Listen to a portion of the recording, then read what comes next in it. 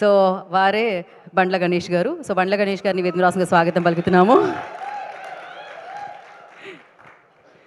నేను ఆయన్ని వేదిక మీద కలవలేదు, బట్ వేదిక కింద ఉండి ఎప్పుడైనా మీ స్పీచ్ విన్నప్పుడు మాత్రం మామూలుగా ఉండదు sir. Over to you. Thanks అండి.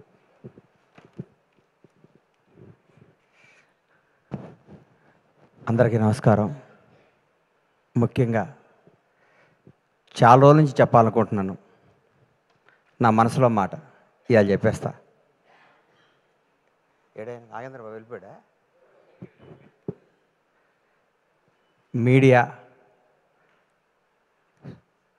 మీడియా మిత్రులంటే మన హృదయాన్ని, మన జీవితాన్ని ప్రజల వద్దకి తీసుకెళ్ళి వీళ్ళు ఇదిరా బాబు అని చెప్పి, ఒక పోలీసు వాళ్ళకి హాలిడే ఉండదు, అలాగే ఈ మీడియా సోదరులకు కూడా మేము పండగ రోజు ఓపెనింగ్ పెట్టుకుంటే పండగ రోజు పరిగెత్తుకుంటూ వస్తారు.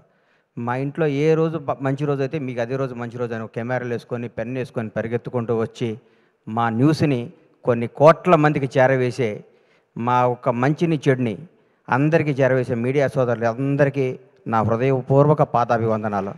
మీరు లేనిది ఎవ్వరూ లేరు. మిమ్మల్ని ఇసుక్కున్న అవన్నీ అబద్ధాలు. ఒక ఉదాహరణ నేను చెప్తా.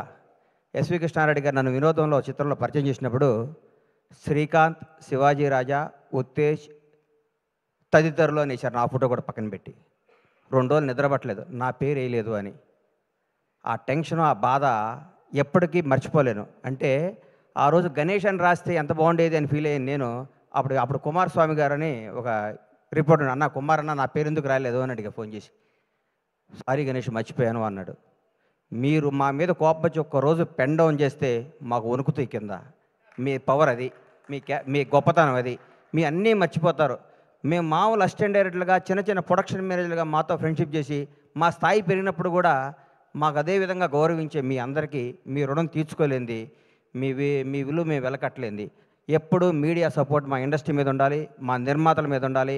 మేము తీసిన సినిమాని మీరు జనం దగ్గర తీసుకెళ్ళడానికి మీరు వారదై, అంబికా అగరబత్తి లాగా భక్తుడికి భగవంతునికి లాగా సినిమాకి జనానికి మధ్య నుండి వారధులు మీరు, సారథులు మీరు.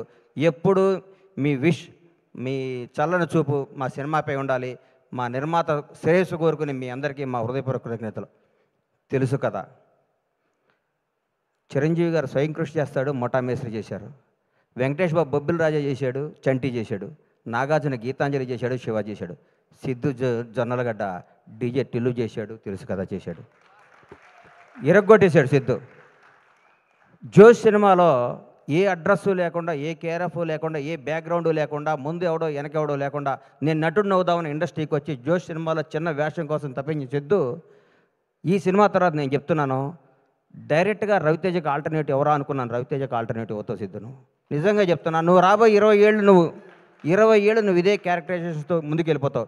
ఈ మధ్య కుర్రాళ్ళ నిన్ను కానీ, తేజ సజ్జాను కానీ మిమ్మల్ని అందరూ చూస్తుంటే ముచ్చటేస్తుంది. కొత్త జనరేషన్ అదిరిపోద్దురా ఈసారి. ఈ కుర్రాళ్ళందరూ 20 ఏళ్ళు, 2 దశాబ్దాల పాటు మీరు ఇండస్ట్రీని అద్భుతమైన సినిమాలు ఇవ్వడానికి పుట్టిన స్టార్ కిడ్స్ మీరు అందరూ. మీ అందరిని చూస్తుంటే ముచ్చటేస్తుంది. నువ్వు ఎన్నుకున్న కథ. నేనైతే నిర్మాతగా ఈ సినిమా నేను తీయను. హ్యాట్స్ ఆఫ్ టు విశ్వ గారు. దమ్ము కావాలి సినిమా తీయడానికి.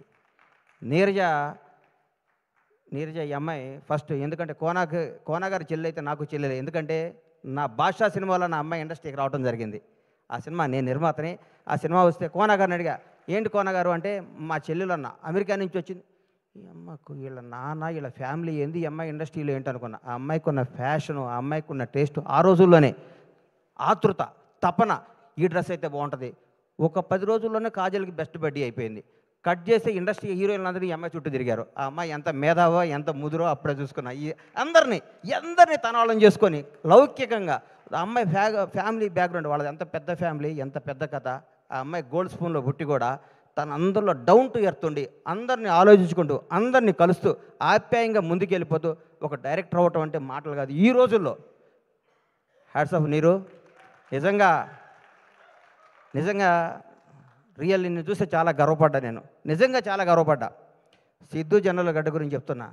సిద్ధు, నువ్వు రూల్ చేస్తావు ఇండస్ట్రీని.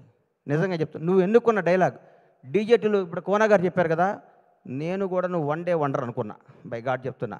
ఈ అబ్బాయి మామూలుగా ఆ సినిమా కొట్టాడురా, అన్నిటికీ ఏం తమాషానా, ఏం డాడీ అక్కడేళ్ళు ఇక్కడేళ్ళు అంటాడు, ఇది అయిపోద్దురా, ఇది బోరు కొట్టేస్తారు అనుకున్నా. ఒక్కసారి ఒక ఫేస్ టర్న్ ఇచ్చావు కదా, ఈ కొత్త షేడ్ చూసావు కదా, నువ్వు యాక్టర్, నువ్వు real actor, great actor, wonderful actor. నీకు అద్భుతమైన ఫ్యూచర్ ఉంది సిద్ధు. నువ్వు చేసే ప్రతి నిర్ణయం, నువ్వు చేసే అన్నపూర్ణం సీన్ చాలండి ఈ సినిమాలో, ఇరగొట్టేసింది. కొన్ని టర్న్లు అవుతుంటే నాకు అర్థం కాలేదు. ఈ అమ్మ ఇదేంద్రా ఈ సినిమా, ఏం చెప్దాం అనుకుంటున్నాడు ఈ సినిమాలో అనుకున్నాను. నాకు సినిమా తర్వాత ఇప్పుడు నేను వస్తుంటే నా వైఫ్ ఎక్కడికి వెళ్తున్నావు అంది. తెలుసు కదా ఫంక్షన్కి వెళ్తున్నాను, రవి ఫోన్ చేశాడు వెళ్తానంటే, ఏం సినిమా బావా, ఎంత మంచి సినిమా, ఈ మధ్యకాలంలో అట్లాంటి సినిమా చూడలేదు. నిజంగా యూనిట్ అందరికీ నా తరఫున కూడా అందరికీ కంగ్రాట్స్ చెప్పమని చెప్పింది. చూడన ప్రతి ఒక్కళ్ళకే చెప్తున్నా, లవ్ చేసుకునే ప్రతి ఒక్కళ్ళకే చెప్తున్నా, కొత్తగా పెళ్ళైన ప్రతి ఒక్కళ్ళకే చెప్తున్నా, ప్రతి ఒక్కళ్ళకి ఈ సినిమా తప్పకుండా చూడండి. ఇట్లాంటి సినిమా సూపర్ హిట్ చేయాలి. ఈ మధ్యకాలంలోనే వరుసగా అమ్మ విశ్వ గారు అమెరికా నుంచి టక్కేసుకొని వచ్చాడు, ఏం సినిమా తీస్తాడు అనుకున్న మా అందరికి కూడా వణుకు పుట్టిస్తున్న విశ్వ గారికి నిజంగా చెప్తాను, మిరాయ్ బ్లాక్ బాస్టర్. ఈ హీరోని పెట్టుకుని అంత బడ్జెట్తో సినిమా తీయడం అంత ధైర్యం కావాలి సార్, బ్లాక్ బాస్టర్ కావాలి సార్, జనాన్ని నమ్మటం కావాలి. మీరు కథను నమ్మి సినిమాలు తీస్తున్నారు సార్, అదే మీ సక్సెస్ విశ్వ గారు. నిజంగా యువర్ రియల్లీ గ్రేట్. మీరు మా తోటి నిర్మాత అవడం గర్వంగా ఉంది.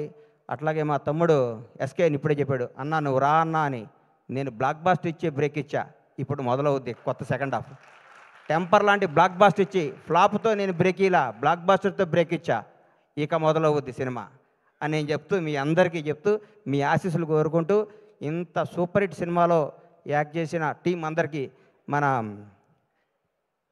హర్ష కొద్ది లావు దగ్గర పేరు మర్చిపోయావు అనుకోబాక, హర్షకి అందరికీ కూడా ఆల్ ది బెస్ట్ చెప్తూ, ఇట్లాంటి బ్లాక్ బాస్టర్ సినిమాలు ఇంకా ఎన్నో తీయాలని మనస్ఫూర్తిగా పీపుల్స్ మీడియా అధినేత మా విశ్వ గారిని విష్ చేస్తూ, ఈ అవకాశం ఇచ్చిన మీ అందరికీ నా హృదయపూర్వక కృతజ్ఞత తెలియజేసుకుంటూ సెలవు తీసుకుంటాను. Thank you sir. శశి, నువ్వు ఏ సినిమా పట్టుకున్నా ఈ మధ్య బ్లాక్ బాస్టర్ అవుతుంది. ఈ మధ్య నువ్వు ప్రతి ఆడియో ఫంక్షన్కి వచ్చి నువ్వు మాట్లాడుతుంటే నేను చూస్తే ముచ్చటేస్తుంది శశి.